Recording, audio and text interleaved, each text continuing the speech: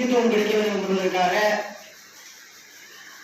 1992 பஞ்சாயத்து ராஜ் சட்டம் உருவாக்கப்பட்டு உள்ளாட்சி பிரதிநிதிகளுக்கு கூடுதல் அதிகாரத்தோடு நிர்வாகம் செய்யக்கூடிய ஒரு வாய்ப்பாக அது நடைமுறைக்கு 24/4/1993 முதல் நடைமுறைப்படுத்தப்பட்டது.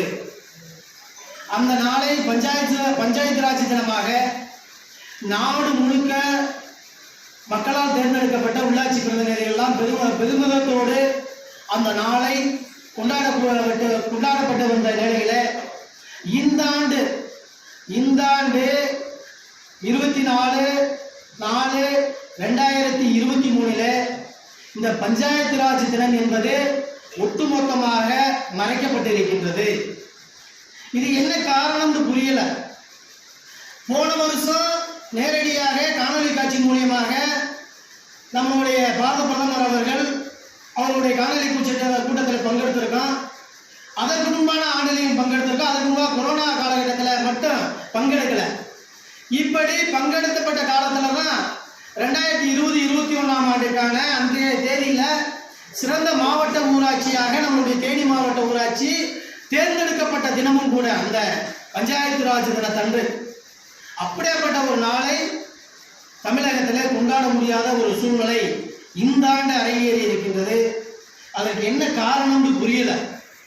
அதனால ஒரு பஞ்சாயத்தினுடைய மக்கள் பிரதிநிதின்ற முறையில் இந்த அரசியலமைப்பு சட்டம் எனக்கு கொடுத்த அதிகாரம் வழங்கப்பட்ட அந்த நாளை பெருமிதத்தோடு கொண்டாடக்கூடிய முடியாத ஒரு துர்பாக்கியமான சூழ்நிலைக்கு தள்ளப்பட்டு இருக்கின்றோம் இந்த ஆண்டு. குறிப்பாக நான் ஏன் இந்த நிலைப்பாடு இந்த ஆண்டு பஞ்சாயத்து ராஜ் தினமே புறக்கணிக்கப்பட்டதனுடைய நோக்கம் என்ன என்பது தெரியல. இதை தாண்டி நாங்கள் பொறுப்புக்கு வந்து கிட்டத்தட்ட 3.5 ஆண்டுகள் முடிவடைய போது, இன்னும் அதிகபட்சமாக 1.5 ஆண்டுகள் இருக்க போது. அதில் இடையில பொது தேர்தல்கள் குறுக்கிடும் பொழுது இயற்கையாகவே நிர்வாகத்தினுடைய அந்த சுணக்கம் ஏற்படுவது கூட வாய்ப்பு இருக்கு.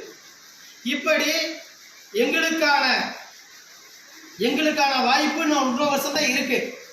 இந்த 1.5 வருஷத்துல மக்கள் பிரதிநிதிக்கான அந்த நிலைக்குழுவானது இன்றளவுக்கு மாவட்ட பஞ்சாயத்து குழு உறுப்பினர்களுக்கு அது உறுதி செய்யப்பட்டு அவர்களுக்கான வாய்ப்பு வழங்கப்பட மறுக்கின்றது. தமிழ்நாடு ஊராட்சி சட்டம் 1994 ஊராட்சி சட்டத்தின்படி 97வது விதியில பஞ்சாயத்து குழு உறுப்பினர்களுக்கு உண்டான அதிகாரம் உணவு மற்றும் வேளாண்மை துறையும், தொழில் மற்றும் தொழிலாளர் துறையும், பொதுப்பணித்துறைகள், கல்வி சார்ந்த துறைகள், மதுவிலக்கு மற்றும் கொடுக்கல, அதுக்கான அங்கீகாரம் கொடுக்கல, அதுக்கான அனுமதி கொடுக்கல. எங்களுடைய பதவி காலம் இன்னும் 1.5 ஆண்டுகளை நிறைவட போது. இப்படியாப்பட்ட சூழ்நிலையில மக்களால் தேர்ந்தெடுக்கப்பட்ட மக்களுக்கு எங்களால முழு அர்ப்பணிப்போடு அரசாங்கம் கொடுத்த அந்த அரசியலமைப்பு சட்டத்தினுடைய துணையோடு எங்களுக்கு வழங்கப்பட்ட அந்த அதிகாரத்தை பயன்படுத்தியோ மக்களுக்கு சேவை செய்ய முடியாத ஒரு நிலைக்கு இந்த ஆண்டு நாங்கள் தள்ளப்பட்டு இருக்கின்றோம். ஏறக்குறைய 3.5 ஆண்டு காலம் நிறைவு பெற்று விட்டது. மரியாதைக்குரிய தமிழக முதலமைச்சர் அவர்கள் மாநில சுயாட்சிக்காக மிகப்பெரிய குரல் கொடுத்து திராவிட மாடலுக்கான அடிப்படையான அந்த அதிகாரம் நோக்கம் எல்லாம் மாநில சுயாட்சியிலே மத்திய அரசாங்கம் தலையிடக்கூடாது என்பதிலே உறுதியாக இருக்கக்கூடிய நம்முடைய முதலமைச்சருடைய கரத்தை வலுப்படுத்தக்கூடிய உள்ளாட்சி அமைப்புகளுக்கு சுதந்திரத்தோடு எங்களுக்கான அந்த வாய்ப்பை மறுப்பதற்கான காரணம் என்ன? எங்களுடைய இந்த ஆட்சி காலம், எங்களுடைய பதவி காலமே முடிய போகுது. எங்களுக்கு எந்த ஒரு அதிகாரம் கொடுக்கல. உள்ளாட்சி பிரதிநிதிகளுக்கான அதிகாரம் வழங்கப்பட்டு இருக்கின்றது. பஞ்சாயத்து ராஜ் சட்டத்தில் அது வரைமுறைப்படுத்தப்பட்டு இருக்கின்றது. அப்படி இருந்தும் கூட எங்களுக்கான அதிகாரம் வழங்கப்படாதனுடைய காரணம் என்ன என்பது தெரியல. அதனால மக்கள் மத்தியில எங்களுடைய செயல்பாடு ஏதோ மாநில அந்த நிதியோடையும் மத்திய நிதியோடையும் வேலை திட்டத்தை இடையில இருந்து ஒரு இடைத்தரகர் மாதிரி வேலை செய்வதற்கு மாத்திரம்தான் நாங்கள் இருக்குமே தவிர ஏனைய துறைகளில் சார்ந்த மக்களுக்கு உதவி செய்யக்கூடிய வாய்ப்புகளோ சூழ்நிலைகளோ இந்த அரசாங்கம் எங்களுக்கு ஏற்படுத்தி கொடுக்கவில்லை என்பது நிதர்சனமான உண்மை. அதனுடைய அங்கலட்சணம், அதனுடைய வெளிப்பாடு தான் அரசாங்கமே இந்த துறையை உள்ளாட்சி நிர்வாகிகளை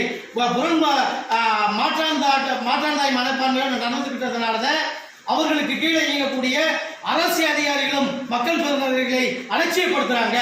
அதனுடைய வெளிப்பாடு தான் முறையாக அவங்களுக்கு தகவல் தெரிவித்து கூட இவங்களால என்ன செய்ய முடியும் என்பதை அவர்கள் இந்த நிகழ்வின் மூலியமாக வெளிப்படுத்தி இருக்கிறார்கள். எனவே மாவட்டத்தினுடைய ஒரு பஞ்சாயத்து குழு உறுப்பினர் என்ற முறையில் அரசாங்கம் வழங்கிய சட்ட திட்டங்களை என்னால நிறைவேற்ற முடியல, என்னால அதிகாரிகள் மத்தியில் அதை கலந்து பேசி மக்களுக்கு செஞ்சு சேர்க்க முடியாத இந்த நிலைக்கு என்ன காரணம் என்பதை நான் இந்த இருக்கையிலிருந்து எந்திரிக்காம அதற்கான முறையான தகவல் சொல்லாமல் இந்த இடத்தை விட்டு நான் எந்திரிப்பதாக இல்லை, என்னுடைய நிலைப்பாடாக உங்களிடம் முன்வைக்கிறேன்.